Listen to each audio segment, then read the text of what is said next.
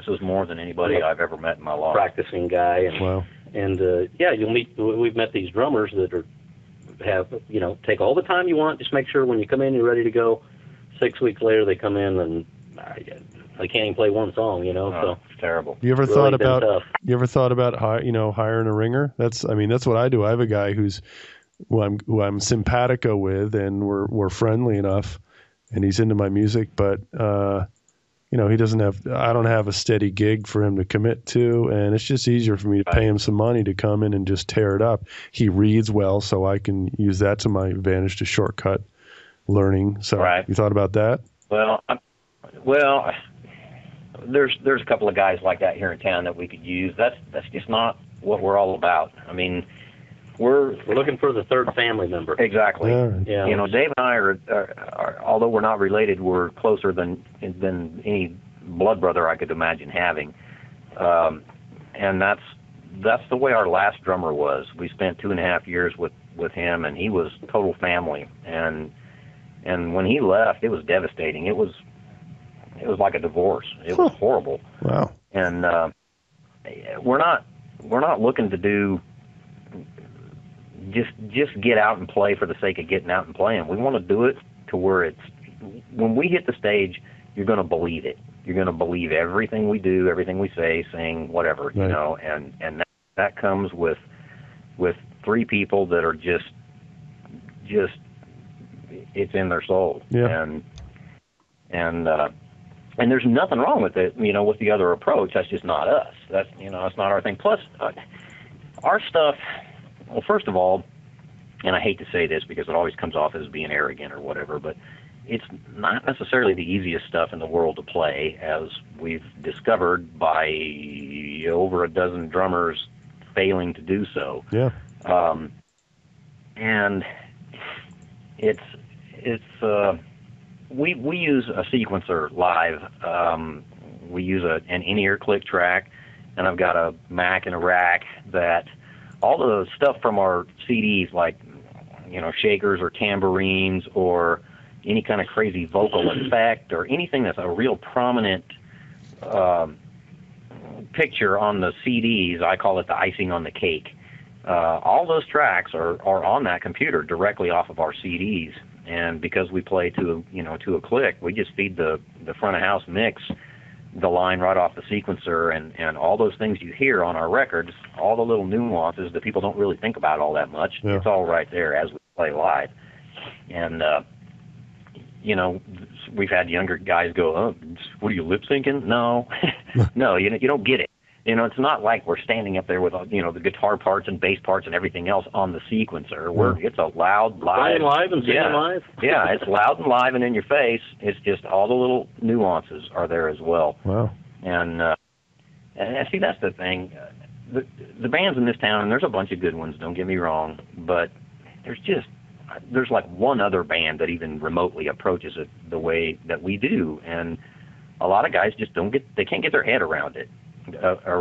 We play everything to a click track, regardless, period, and it's a pro show, man. We don't go out until we're ready. Well, hey, we can put 12 songs together. That's enough to book any place around here. Well, no, not if you're into story. And we roll in with 30 songs, and we have enough to do 2 one-hour sets if that's required. And it's not that we've managed to put this together so quickly, let's go book a show. We don't get out of the rehearsal space until we own it, and that's just, we're large and in charge, and that's the way we've always been. Nice. We're old school stuff. I mean, I toured in the 80s when you toured with a semi-trailer, even though you're a bar band, you got 300, 400 lights in your light show and fog and spotlights and drum risers, and, when everything was, I always tell people I graduated from the Judas Priest Academy of Excess.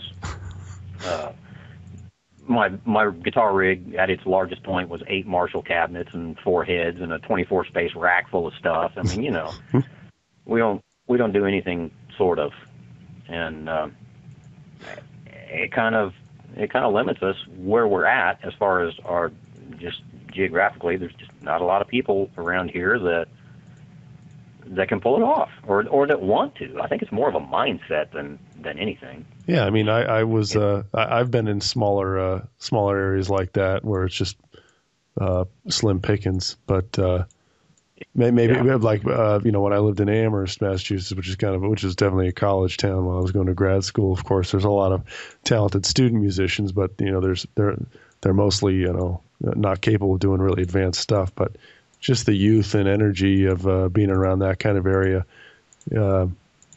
it sounds like you'd be better off. Well, you trade off. You're close to family out in Wichita, but you got to deal with the limitations. Right, exactly. And see, that's the thing is we've got so many roots here with family and that kind of thing. We're not going anywhere. Yeah. I've done that too. Like I said, I went to Seattle and tried that deal for a while. And what I found was in Seattle, there's 100 million more musicians than there are in Wichita, Kansas. And what that equates to is 100 million more flakes. In Seattle, you don't rehearse in your basement. You rent a rehearsal room for the night. Back in '95, it cost $20 a night to rent a room, and sometimes it would have a small PA, sometimes it wouldn't. But you'd spend days, weeks going through ads in the local music papers and whatnot. And you'd talk to these people on the phone that you'd swear, you're connected at the brain. Oh my God, this is going to be the guy. This is going to be the one. I'll rent the room and I'll meet you there at 8. Never show up, never hear from them again. Either that or the same kind of a situation. They talk like they've got all this experience and show up and they can't play. It's like, oh my. So anyway, that's why I said earlier I ended up doing more just woodshedding, just sitting on the edge of the bed in my bedroom playing guitar nonstop and coming up with a different approach to writing songs, because trying to put a band together up there was completely futile. So I hear you. Anyway, the roots are deep here, so we're not going anywhere, and that's why we're patient. We're fortunate in that I play drums a little bit, enough that I've actually recorded a couple of songs for End of Story, and then also I program very well. Lots of years of experience programming. And we've got several songs that we have demos of out on the net right now that the drums are programmed, and countless drummers have asked me who's playing that. Yeah, I get that too. I get my drummer plays a MIDI, an electronic kit recording MIDI, so I'm able to later remap and tweak as needed, but I still get that natural human feel because it's not a sampler; it's really a human playing. I just record digitally instead. Exactly. Yeah. Cool. Yeah. Yeah. It sounds like we're on the same wavelength as far as technology application of it, and a psychotic commitment to excellence and not compromising. So it's good to meet another fellow soul. And Dave and I don't mind getting together and just sitting around drinking beer, but if we want to make music, we got to do something. So program drums and let's make a record, whatever it takes. So. I hear you. Aside from the self-propelled project that I talked about that hopefully will be out in March, we've got, I think, 9, maybe 10 songs for the next CD. So hopefully we will have a live drummer before we start recording the next record. But, I mean, we've almost got enough material for another full length that obviously wouldn't be out until next year sometime, the way we do things. So, the music never stops flowing. It's kind of a weird deal. I've got one right now that Dave hasn't even heard.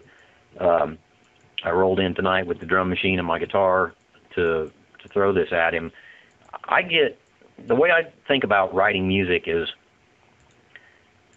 I don't really consider myself as writing anything. I consider that I'm a vessel that songs get dropped on occasionally. It's like the songs are out there floating around, and by some divine grace, I get to be the guy to bring it to life, to bring it to fruition. I have songs that I have almost no memory of even writing. It's just they came so quickly and so naturally. It's like it was all done for me. I just had bring it out, to put it down on tape or whatever. And we're supposed to be finishing up this self-propelled record, and it's so frustrating because I've got a lot of work to do to get this record done, but at the same time, all of a sudden I get a new song dropped on me, and I can't ignore it. I can't just say, well, I'm sorry, I can't work with this new thing because I've got other work to do. So I kind of put the self-propelled mixing on hold for a few days, and been working on this new tune, which will be on the next record. So anyway, it's like I say, the music never stops flowing, and we'll never stop making it, even if it's just the two of us. We long to play live again, because that's where I'm most at home, is on stage. I've been a natural born ham since I was a little kid, and that's where I light up, is on the stage. I enjoy doing the studio stuff and all that, and it's nice to be able to do that, nice to be able to make records, but there's nothing like just amps blowing your pant legs and people in front of you singing your choruses. It's nothing like it. Yeah. So hopefully this year will bring us a drummer and more live shows, because we're really anxious to get back to that. Cool. Well, good luck. All right. Take care. See ya. So do check out the band at their website, endofstory.com.